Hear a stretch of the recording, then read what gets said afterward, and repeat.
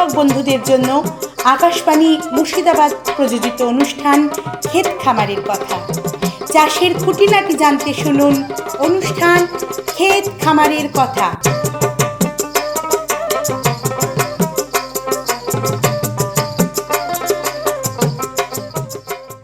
শ্রোতা বন্ধুদের অনেক অনেক প্রীতি ও শুভেচ্ছা জানিয়ে শুরু করছে ক্ষেত খামারের কথা।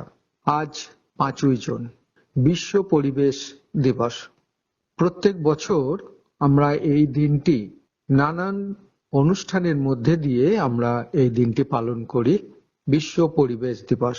কিন্তু কেন আমরা এই দিনটি বা এই দিবসটি আমরা পালন করি? এর উদ্দেশ্যই বা কি, এর গুরুত্বই বা কি, বা এই যে গোটা বিশ্ব জুড়ে যে পরিবেশ, সেই পরিবেশের কি পরিস্থিতি রয়েছে, সেই সব নানান বিষয় নিয়েই কিন্তু আজকে আমরা আলোচনা করব। আর এই আলোচনার জন্য আমরা পেয়েছি বরিষ্ঠ কৃষিবিদ ও পরিবেশ কর্মী ডক্টর পার্থ ভট্টাচার্যকে।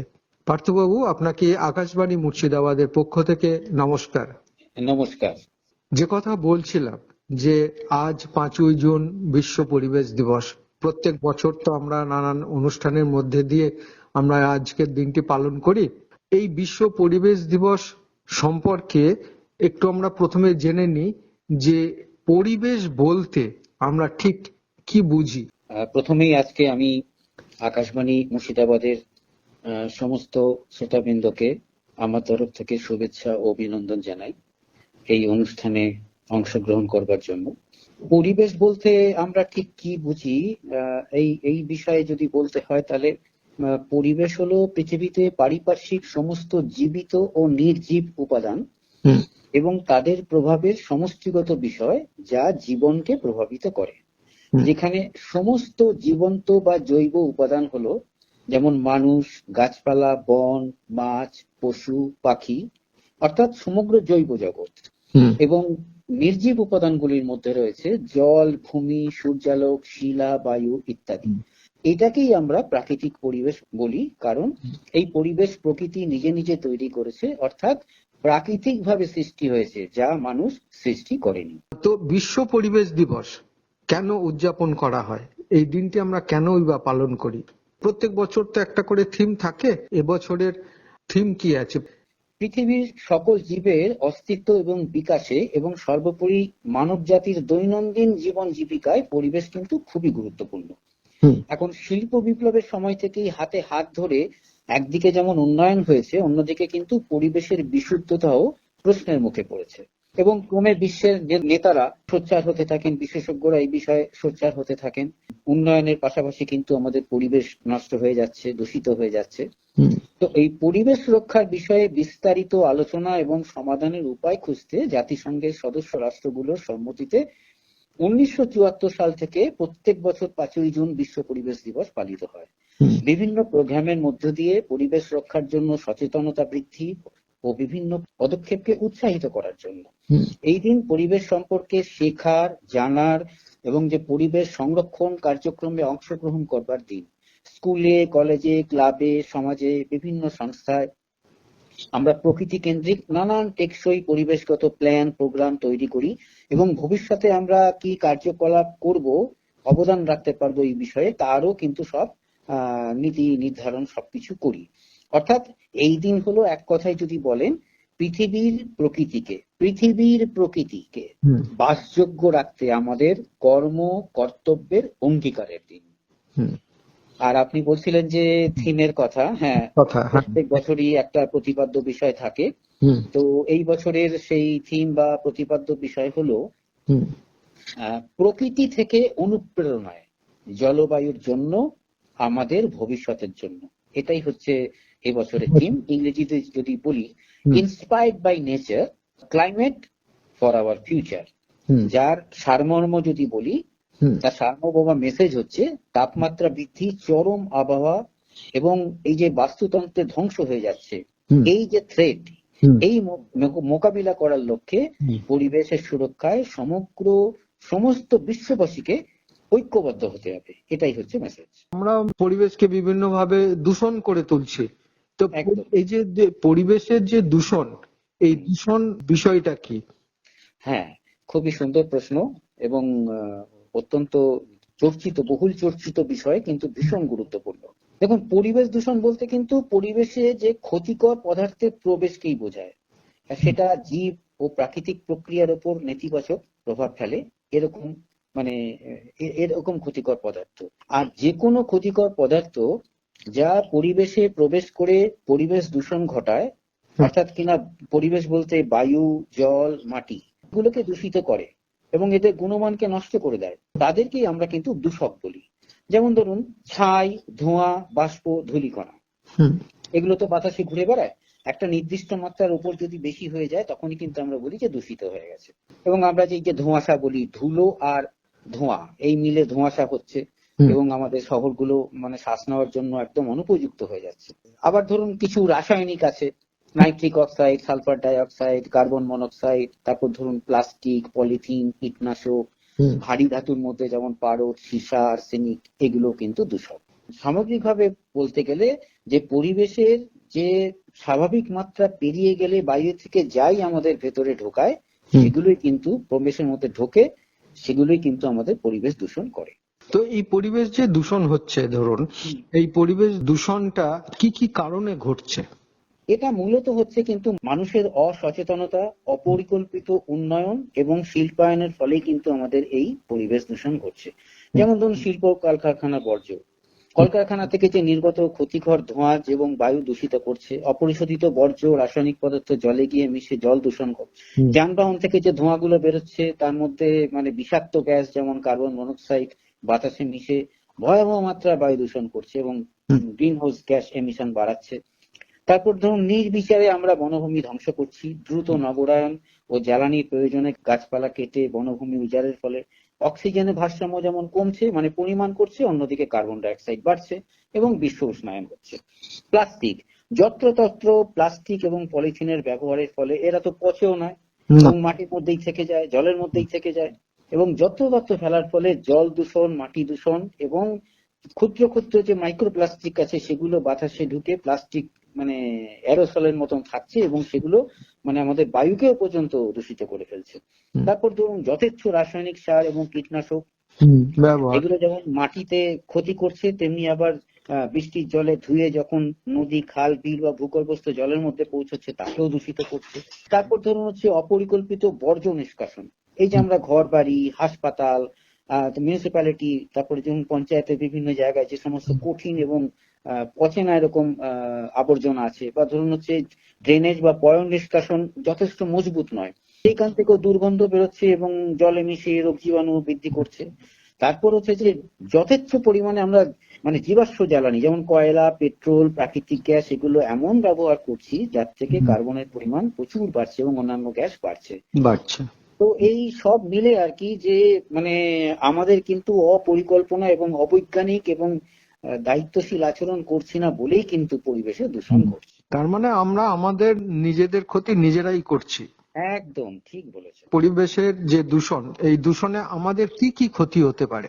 হ্যাঁ, একদম খুব ভালো মানে একটা প্রশ্ন আপনি তুলেছেন।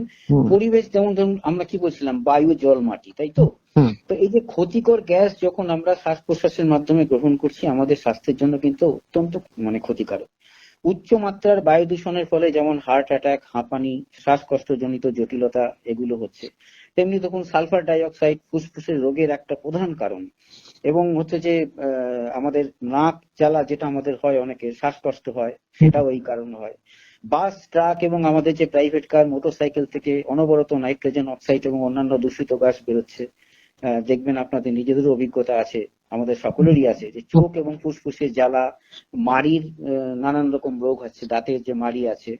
তারপর ধরুন ইন্টারনাল হ্যামারেজ, আভ্যন্তরীণ রক্তপাত হচ্ছে, নিউমোনিয়া, ক্যান্সারের মতো গুরুতর সমস্যার কারণ হয়ে যাচ্ছে।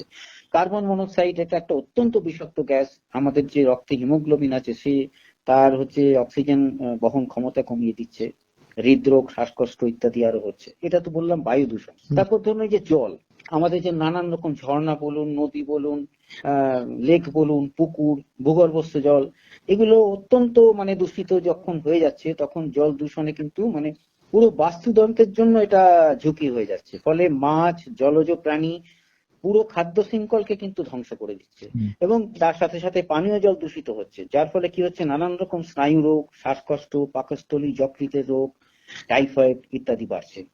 এরপর আসি লাস্টে, সেই যে আমি একটু আগেও বললাম যে মাটি দূষণে অর্থাৎ প্লাস্টিক দূষণ এবং সিঙ্গেল ইউজ প্লাস্টিক আমরা বারবার বর্জন করতে বলছেন সরকার এবং বিজ্ঞানীরা। এই কারণেও নানান রকম মানে আমাদের চর্মরোগ হচ্ছে এবং শ্বাসকষ্টজনিত রোগ এবং হচ্ছে যে ক্যান্সার, নানান রকমের ক্যান্সার যেগুলো আগে কোনোদিন ভাবা যেত না।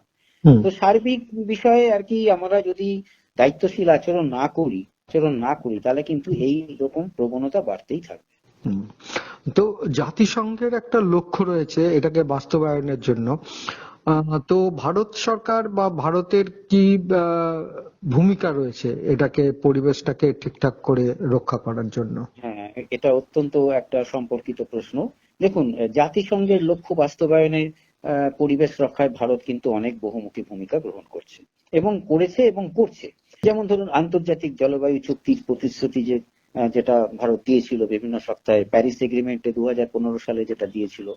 তারপর ধরুন যে রিনিউয়েবল এনার্জি, যে নবায়নযোগ্য শক্তির প্রসার, তারপর বিশাল বনায়ন প্রকল্প, আইনি কাঠামোর পরিসরটাকে বাড়ানো যাতে আমাদের রক্ষা কবচ বাড়ে, তার জন্য কিন্তু যথেষ্ট পদক্ষেপ নেওয়া হয়েছে কেন্দ্রীয় সরকারের তরফ থেকে। যেমন ধরুন 2030 সালে প্যারিস চুক্তিতে আমরা বলেছিলাম যে নির্গমন যে তীব্রতা, মাত্রা, এমিশন ইন্টেন্সিটি আমরা কিন্তু 45% কমানোর লক্ষ্য নির্ধারণ করেছি। সেই লক্ষ্যে কিন্তু মানে এনডিসি গুলো, ন্যাশনালি ডিটারমাইন্ড যে কন্ট্রিবিউটার্স, আমাদের যে অঙ্গীকার পত্র, সেই অনুযায়ী কিন্তু কেন্দ্রীয় সরকার বিভিন্ন দপ্তরের মাধ্যমে কাজগুলো করছে। তারপর ধরুন সৌরশক্তিকে আরো বেশি প্রসারের জন্য আন্তর্জাতিক জোট, যেটা মানে আইএসএ, ফ্রান্সের সাথে, এটা একটা বড় কাজ করেছেন। তারপর ধরুন এই যে 2030 সালের মধ্যে 500 গিগাওয়াট অজীবাশ্ম জ্বালানি সক্ষমতা অর্জনের জন্য একটা লক্ষ্যমাত্রা নিয়েছে, যেখানে সৌর এবং বায়ু শক্তির মতো নবায়নযোগ্য শক্তির উৎপাদনে ভারত বিশ্বের শীর্ষস্থানীয় দেশগুলোর সাথে, উন্নত দেশগুলোর সাথেও মানে পাল্লা দিতে সক্ষম। তারপর ধরুন এই যে বনায়ন এবং জীব বৈচিত্র্য রক্ষণের জন্য সবুজ ভারত মিশন, যেটা গ্রিন ইন্ডিয়া মিশন আমরা জানি, জাতীয় বন নীতির মাধ্যমে সেটা দেশে বনাঞ্চল বাড়ানোর কাজ চলছে। আপনি জানেন নিশ্চয়ই যে প্রজেক্ট টাইগার, প্রজেক্ট এলিফ্যান্টের মতো কর্মসূচির মাধ্যমে আমরা বিপন্ন যে বন্যপ্রাণী ও তাদের বাসস্থান সংরক্ষণের জন্য কেন্দ্রীয় সরকার অগ্রণী ভূমিকা পালন করছেন রাজ্য সরকারগুলোর সাথে বহুমুখী উদ্যোগে। এছাড়া আমি একটু আগে বলছিলাম যে এটা কিন্তু কেবল কোনো সরকারের দায়িত্ব নয়, কোনো রাজনৈতিক দলের দায়িত্ব নয়, প্রত্যেকটা মানুষের রেসপন্সিবল আচরণ করা উচিত। এই জন্য আইনি এবং সাংবিধানিক সুরক্ষায় যাতে প্রয়োজনীয় পদক্ষেপ গ্রহণ করা যায়, তার জন্য কিন্তু কেন্দ্রীয় সরকার যেমন ব্যবস্থা নিয়েছেন। যেমন আমাদের সংবিধানের 51(ক)(6) অনুচ্ছেদে প্রতিটি নাগরিকের প্রাকৃতিক পরিবেশ রক্ষা উন্নয়নের যে মৌলিক কর্তব্য, সেটাকে স্মরণ করানো হচ্ছে এবং তার জন্য ব্যাপক প্রচার অভিযান চলছে, মানুষ যেন জানতে পারে তার কি কাজ। তেমনি ধরুন পরিবেশ যে আদালত গঠন করা হয়েছে, পরিবেশ সুরক্ষা আইন 1986, বায়ু ও জল দূষণ যাতে ঠিক মতো নিয়ন্ত্রণ করা যায়, ন্যাশনাল গ্রিন ট্রাইব্যুনাল, নিশ্চয়ই আপনারা এটা শুনেছেন যে কেন্দ্রীয় সরকার যথেষ্ট এই বিষয়ে অগ্রণী হয়েছেন এবং কঠোর আইনি ব্যবস্থার মাধ্যমে পরিবেশ ধ্বংস যাতে না হয়, সেই কার্যকলাপ যাতে বন্ধ হয়, সেই জন্য শক্ত হাতে নিয়ন্ত্রণ করবার জন্য কিন্তু কেন্দ্রীয় সরকার চেষ্টা করছেন। এরপর হচ্ছে প্লাস্টিক নিয়ন্ত্রণ, বর্জ্য ব্যবস্থাপনা এবং প্লাস্টিক নিয়ন্ত্রণে সিঙ্গেল ইউজ প্লাস্টিক যাতে নিষিদ্ধ হয়।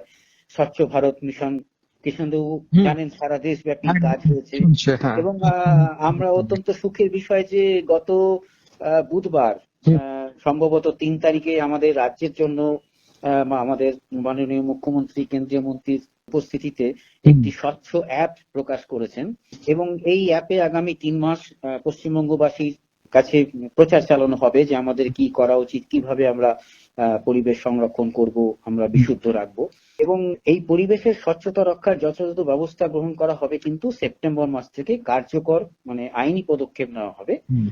তো সেই ব্যবস্থাও কিন্তু হয়েছে। এবার কিছু অন্য অভিনব কৌশলের কথা বলি। যেমন ধরুন কুল কোয়ালিশনের এক রকমের পরিকাঠামো, যেটা কিনা শীতল রাখবে, আমরা এয়ার কন্ডিশন না লাগিয়ে কি করে আমরা রাখতে পারি। তো দিল্লির যে ব্যস্ত কাশ্মীর গেট আন্তঃরাজ্য বাস টার্মিনাস আছে, যেখানে প্রায় 1 লক্ষ লোক প্রত্যেক দিন মানে বাস ধরবার জন্য আসে নামে, সেখানে একটা কুল রুফ স্থাপন করা হয়েছে 1.5 লক্ষ বর্গফুট জুড়ে, যেখানে তার ছাউনিটা হচ্ছে এমন ভাবে করা হয়েছে যেটা 80% তাপকে প্রতিফলন করে দেবে। এবং এই যে 1 লক্ষ বেশি যাত্রী প্রত্যেকদিন একটা শীতল জায়গায় রাখবে, তার জন্য কিন্তু পুরো পরিবেশ বান্ধব একটা পরিবেশ, যাতে বাসিন্দারা তাপ প্রবাহের প্রভাব কমিয়ে রক্ষা করবার জন্য একটা ভালো জায়গায় থাকতে পারে, যেখানে খরচ শক্তিজনিত ব্যয় কিন্তু অত্যন্ত কম। তারপর আমরা সকলে জানি যে এই যে prime minister Awas Yojana urban, এই যে দরিদ্র মানুষদের জন্য বাসস্থান তৈরি করা হচ্ছে, মানে লক্ষ লক্ষ পরিবারকে নিরাপদ ও সুরক্ষিত বাসস্থান প্রদান করবার জন্য 2029 সালের মধ্যে 1 কোটি বাড়ি যাতে নির্মাণ করা যায়, এমন বাড়ি যেখানে কিনা মানে হচ্ছে যে আমরা জানি যে national United Nations environment programme UNEP, এই যে রাষ্ট্রসংঘের জাতিসংঘের এই যে ইউএনইপি যে সংস্থা আছে, তার সঙ্গে যৌথ উদ্যোগে এই বাড়িগুলো বানানো হচ্ছে প্রাইম মিনিস্টার আবাস যোজনাতে আরবান এরিয়াতে, যেখানে শীতল ছাদ হবে, প্যাসিভ কুলিং পদ্ধতিকে ব্যবহার করা হবে, গ্রীষ্মের প্রচুর তাপ এটা শোষণ করে নেবে। মানে এর ছাদটা এমন ভাবে করা হবে মানে যেখানে কিনা সৌর প্রতিফলন ক্ষমতা আছে এমন বিশেষ সাদা রং দেওয়া হবে, বুঝতে পেরেছেন? তেমনি পরিবেশ বান্ধব আবাসনের লক্ষ্যে এই যে বাড়িগুলো তৈরি হবে সেখানে ফ্লাই অ্যাশের মতো ইট, যেটা কিনা মানে তাপ শোষণ করতে পারে। ঠিক আছে। আবার ধরুন যে বড় বড় বাড়িগুলো হবে, সেই বাড়িগুলোর মধ্যে এমন জায়গা, দুটো দেয়ালের মাঝখানে ছোট্ট ক্যাভিটি ওয়াল মানে ফাঁক রাখা হবে, বুঝতে পেরেছেন? সেই ফাঁকের মধ্যে কোনো ফাঁকা অংশে মানে দেয়ালের ভেতরের স্তরে দেয়ালের মাঝখানে যে ফাঁকা আছে, সেই ফাঁকা জায়গায় থার্মোকল বা রকুল দিয়ে একটা তাপ নিরোধক বিশেষ ইনসুলেশন প্যানেল বসানো হচ্ছে, যাতে এইগুলোতে মানে এসি ব্যবহার অত্যন্ত কম হয় এবং ঘরের ভিতরে তাপমাত্রা প্রায় 3 ডিগ্রি সেলসিয়াস কমিয়ে দেওয়া যায় এবং 35% ইলেকট্রিসিটি খরচ আমাদের কমবে। তো এইরকম নানান কার্যক্রম কিন্তু কেন্দ্রীয় সরকার রাজ্য সরকারগুলোর সহযোগিতায় বহুমুখী উদ্যোগে করছে, যাতে আমরা কিনা প্যারিস চুক্তিতে যে অঙ্গীকার করেছি সেই দিকে এগিয়ে যেতে পারি। বিশ্ব পরিবেশ দিবস 2026 সাল দিবস উপলক্ষে আমাদের দেশ কি কি কার্যক্রম করা হচ্ছে? দেখুন, 2026-এর এই পরিবেশ দিবস, বিশ্ব পরিবেশ দিবস উপলক্ষে ভারত সরকার কিন্তু দেশ জুড়ে এই জলবায়ু পরিবর্তনের মোকাবিলা এবং পরিবেশ সচেতনতা বৃদ্ধির জন্য বিভিন্ন কর্মসূচি নিয়েছে। তার মধ্যে বৃক্ষরোপণ, সহজে সবুজায়ন এবং প্রকৃতি সংরক্ষণের উপর মানে বিশেষ জোর দিয়েছে। এবং এর মধ্যে হচ্ছে যুব ক্রীড়া মন্ত্রকের উদ্যোগ, যুব সমাজকে কিন্তু না লাগালে কিন্তু কিছু হবে না। তো সেই যুব সমাজকে উদ্বুদ্ধ করে যাতে প্রত্যেক ব্লকে ব্লকে জায়গায় জায়গায় মায়ের নামে একটি গাছ লাগানো যায়, a tree in name of mother, এইরকম ব্যাপক বৃক্ষরোপণ কার্যক্রমে এবং বনায়নের কাজ হাত দেওয়া হয়েছে। এছাড়া 5ই জুন যে বিশ্ব পরিবেশ দিবস থেকে 21শে জুন আমরা জানি যে আন্তর্জাতিক যোগ দিবস, এই দীর্ঘমেয়াদী যে জাতীয় কর্মসূচি একটা গ্রহণ করা হয়েছে এই 5ই জুন থেকে 21শে জুন, এই কয়েকটা দিনে কিন্তু সারা ভারতবর্ষব্যাপী যত রকম স্কিম আছে ভারত সরকারের, সেই স্কিম গুলো কিন্তু জনসাধারণের কাছে পেশ করা হবে বিভিন্ন সরকারি দপ্তর এবং পঞ্চায়েত পৌরসভার মাধ্যমে, যাতে মানুষ অবহিত হয় যে কিভাবে তারা তাদের পরিবেশকে নির্মল রাখতে পারবে। আমরা যদি আরো জলবায়ু বান্ধব বা পরিবেশ বান্ধব জীবনযাপন করতে চাই, তবে সেই বিষয়ে যদি আপনি কিছু বলেন। হ্যাঁ, দেখুন, আমাদের কিন্তু একটু কুঁড়ে হয়ে গেছি, মোটরসাইকেল, কার এইসব ছাড়া কিন্তু আমরা চলতে পারি না। এখন কিন্তু আমাদের হাঁটা, সাইকেল চালানো, গণপরিবহন মানে অনেকজন মিলে যাব, কার্পুলিং, এবং হচ্ছে যে আমরা যদি ইভি, যেমন আমরা টোটো চাপি এখন, এইরকম মানে শক্তি সাশ্রয় হয় এরকম কিন্তু আমাদের যানজটে এই আমাদের যান ব্যবহার করতে হবে। তো আবার হচ্ছে যে ধরুন হচ্ছে যে শক্তি কম লাগে, কারণ হচ্ছে যে অর্থ সাশ্রয় হবে, আমরা সেই জিনিস ব্যবহার করব, সেই যন্ত্রপাতি ব্যবহার করব যাতে ইলেকট্রিসিটি কম লাগে, ঠিক আছে? তো এবং জিএইচজি মানে গ্রিন হাউস গ্যাস নির্গমন কম হয়। যেমন ধরুন আমরা হচ্ছে এলইডি বাল্ব আমরা ব্যবহার করতে পারি। তারপর ধরুন হচ্ছে যে আমরা আমাদের জামা কাপড় শুকোই, আমরা ওয়াশিং মেশিনে ড্রায়ারের পরিবর্তে যে আমরা বাতাসে যদি নিজে শুকোতে পারি, আমরা যদি শুকোতে দিই, যেমন আমাদের এতকাল করে এসেছি, তাহলে দেখুন আমাদের ইলেকট্রিসিটি খরচ কমবে এবং হচ্ছে যে শক্তি খরচ কম হবে। এবং তারপর শীতল এবং আরামদায়ক বাড়ি তৈরি করা, যেটা আমি বললাম একটু আগে যে উন্নত ইনসুলেশন, ছাদ যেটা তাপমাত্রা প্রতিফলিত করবে, একটু আগে আমি আলোচনা করছিলাম, তাই না? তো এইরকম আর কি আমাদের ঘর বাড়িগুলো কিন্তু সেইরকম তৈরি করতে হবে, উত্তর দক্ষিণ জানলা এবং দরজা রাখতে হবে যাতে বাতাস ভালো খেলতে পারে, বুঝতে পেরেছেন? আলো প্রবেশটা যেন ভালো হয়, হ্যাঁ, বাতাস যাতে খেলতে পারে, বাতাস যদি খেলে আমাদের পরিবেশ নির্মল থাকবে, তাপমাত্রা কন্ট্রোল থাকবে। কন্ট্রোল থাকে। তারপর ধরুন খাদ্যাভ্যাসে আমাদের পরিবর্তন আনতে হবে, যে উদ্ভিদের খাবার, মানে আমরা যেটা বলি ভেজিটেরিয়ান খাবার, হ্যাঁ, সেটা খেলে কিন্তু আমাদের ভালো হয়। কারণ হচ্ছে যে আমরা যদি মাংস, তারপর ধরুন হচ্ছে যে আমরা যদি মানে প্রসেস ফুড এগুলো খাই, তাহলে কিন্তু আমাদের অনেক বেশি শক্তি খরচ হবে এবং এটা কিন্তু পরিবেশের ওপর ঘুরিয়ে কিন্তু চাপ পড়বে। তারপর হচ্ছে খাবার অপচয় একদম করা যাবে না। আমাদের কিন্তু মানে খাবার অপচয় করা মানেই কিন্তু তার জন্য তেল, জল, সার ইত্যাদি যে সমস্ত খরচ হয়েছে এবং প্রাকৃতিক সম্পদ ব্যবহার হয়েছে, সেগুলোরও কিন্তু ক্ষয় হচ্ছে। এবং সর্বোপরি আমি বলবো যে কম জিনিস কিনতে হবে, টেকসই জিনিস কিনতে হবে, মেরামত করতে হবে, পুনর্ব্যবহার করতে হবে, ঠিক আছে না? রিডিউস, রিইউজ, রিসাইকেল যেটা আমরা বলি, মানে যাতে বর্জ্য কমে সেই জন্য, এবং আমাদের চারপাশে যে প্রকৃতি আছে সেটাকে, জলাভূমি আছে, সুস্থ বাস্তুতন্ত্র আছে, হ্যাঁ, বন আছে, সেগুলোকে আমাদের কিন্তু রক্ষা করতে হবে। এগুলো কিন্তু আমরা যদি মানে জলবায়ু বান্ধব বা পরিবেশ বান্ধব মানে হচ্ছে ব্যবহার, এটাকেই মনে হয় লক্ষ্য রেখে সরকার থেকে এখন একটা অভিযান শুরু করেছে, যে ক্ষেত বাঁচাও অভিযান। ক্ষেত বাঁচাও অভিযান, এই অভিযানটা শুরু হচ্ছে আপনার 1 জুন থেকে 30 জুন অবধি। বিভিন্ন কৃষি দপ্তর বলুন, আমাদের দপ্তর বলুন, প্রত্যেকে এই কাজটাকে নিয়ে এখন মানে বিভিন্ন গ্রামে গ্রামে সমস্ত জায়গায় এটাকে কৃষকদের মধ্যে ছড়িয়ে দিতে হবে, যে কিভাবে তারা তাদের ক্ষেতকে বাঁচাবে। হ্যাঁ, ক্ষেত বাঁচাও, মাটি বাঁচাও, এবং হচ্ছে আমাদের ভবিষ্যতের যে ফুড সিকিউরিটি, খাদ্য নিরাপত্তাকে নিশ্চিত করো। তো সব শেষে আপনার কাছ থেকে আমরা জানতে চাইবো যে আকাশবাণী শ্রোতাদের জন্য আপনার বার্তাটা কি? দেখুন, জলবায়ু পরিবর্তনের মোকাবিলা বা উন্নয়নের কাজে প্রকৃতি ভিত্তিক সমাধান চাই। আমি আজকে সমস্ত শ্রোতী মণ্ডলীকে এইটাই বলতে চাই, যে প্রকৃতির যে সক্ষমতা আছে সেটার উপর আমাদের আস্থা রাখতে হবে। একটা উদাহরণ যদি দিই, যেমন ধরুন আমাদের হচ্ছে উপকূলে প্রচুর বন্যা হচ্ছে, জোয়ারের সময় জল আসছে, আমরা কি করছি, কংক্রিট বাঁধ তৈরি করছি। কিন্তু আমরা তো এরকম মানে ম্যানগ্রোভের বন যেগুলো আমরা ধ্বংস করেছি, আমরা যদি ম্যানগ্রোভ বন তৈরি করি, নতুন জলাভূমি তৈরি করি, সংরক্ষণ করি, তাহলে কিন্তু আমাদের কংক্রিটের বাঁধ না করলেও চলবে। আচ্ছা। এবং প্রকৃতির যে বিভিন্ন জীব আছে, উদ্ভিদ আছে, প্রাণী আছে, পাখি আছে, এদের কাছ থেকে কিন্তু শিখতে হবে, এদের চলন দেখতে হবে। একটা উদাহরণ দিই, যেমন পদ্ম পাতায় জল পড়ে থাকে না, তো পদ্ম পাতায় জল কিন্তু লাগে না। দেখুন, এই পদ্ম পাতার জল যে পড়ে যাবে, আমাদের যে এখন আধুনিক যে কাঁচগুলো আছে, সেই কাঁচগুলোতে জল লাগলেই জলটা গড়িয়ে চলে যাচ্ছে। এটা কিন্তু পদ্ম পাতা থেকে শেখার প্রযুক্তি। তার পৃষ্ঠটা এমন ভাবে তৈরি। মাছরাঙা মাছ যখন তার ঠোঁট জলের মধ্যে ভেতরে ঢুকিয়ে মাছ শিকার করে, তখন কিন্তু জলের আওয়াজ হয় না। একই রকম ভাবে বুলেট ট্রেনের ডিজাইন কিন্তু সেরকম করা হয়েছে, সেই যখন গুহা থেকে বেরিয়ে আসছে বিরাট আওয়াজ হবে না এবং তার বড় গতি হবে। আমরা দেখুন জুতোতে, জামাতে, তারপর ধরুন হচ্ছে যে বিভিন্ন ব্যাগে বেলক্রো ব্যবহার করি না আটকানোর জন্য, একটা খড়খড় করে আওয়াজ হয়। এই যে বেলক্রোটা কিন্তু এই যে আমাদের যাওয়ার সময় যদি চোর কাটা, যারা গ্রামের মানুষ তারা জানবেন, চোর কাটা লাগলে আমাদের গায়ের জামার মধ্যে আটকে যায়।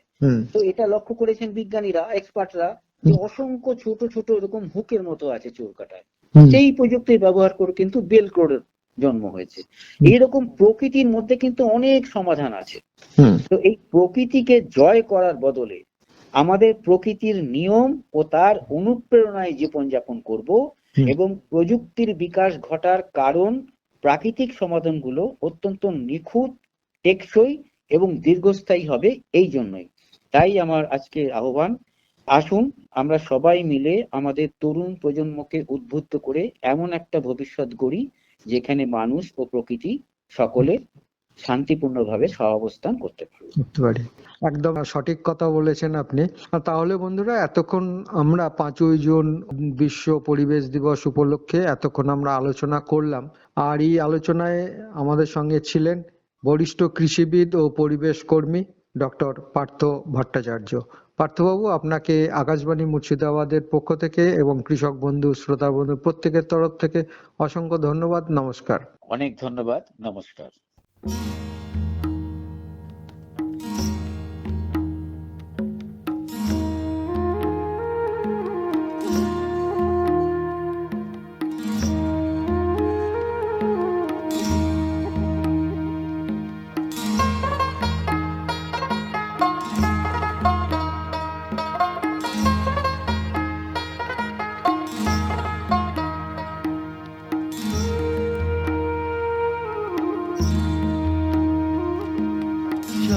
মিনি আসাম যাব,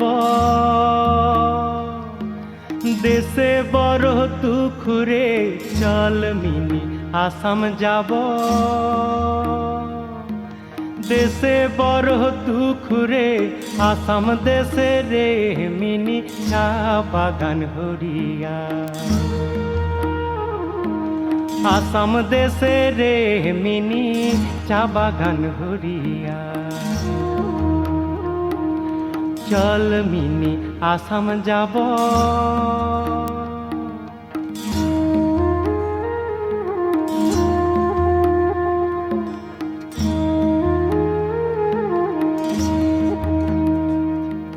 কোর মারা যেমন তেমন, পাতা তোলা কাম গো, কোর মারা যেমন তেমন, পাতা তোলা কাম গো, হায় যদুরাম ফাঁকি দিয়া পঠাইলিয়া,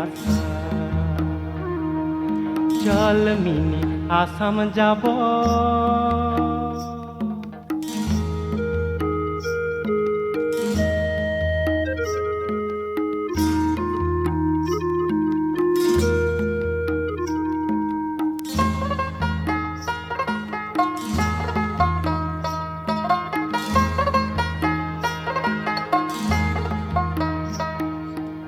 এক পয়সার পুঁটি মাছ,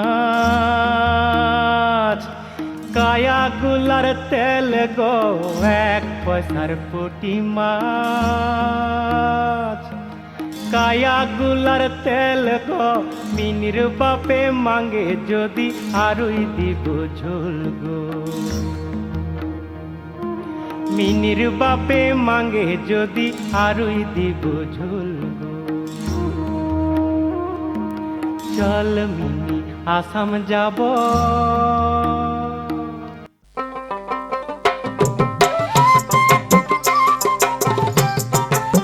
এতক্ষণ শুনলেন আকাশবাণী মুর্শিদাবাদ প্রযোজিত অনুষ্ঠান ক্ষেত খামারের কথা।